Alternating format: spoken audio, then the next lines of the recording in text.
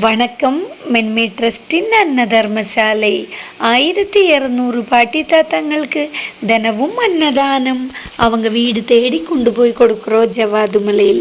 இன்னைக்கு மாத கிருத்திகையோடு அனுபந்தித்து முருகனின் கருவியாய் கணேஷ் ஐயா அவர்கள் இன்னைக்குள்ள அன்னதானத்துக்கு ஏற்பாடு பண்ணியிருக்காங்க. ரொம்ப நன்றி ஐயா, இன்னைக்குள்ள அன்னதானத்துக்கு ஏற்பாடு பண்ணதுக்கு.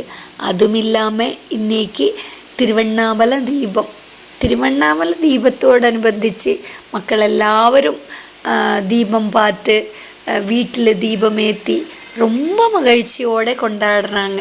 அதே மாதிரி நம்மளுடைய பாட்டி தாத்தாங்களும் நல்லா மனசால் சாப்பிட்டு சந்தோஷமாக இன்னைக்குள்ள தீபம் ஏற்றி பகவானுக்கு தீபம் காட்டி அர்ச்சனை பண்ணி சந்தோஷமாக இருந்தாங்க. இதுக்கு எல்லாத்துக்கும் முருகனின் கருவியாய் கணேஷ் ஐயா அவர்களுக்கு நன்றியை தெரிவிச்சுக்கிறேன்.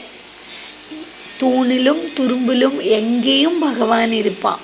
அந்த பகவானை தேடி நம்ம மனசுக்குள்ளே தான் தேடணும்.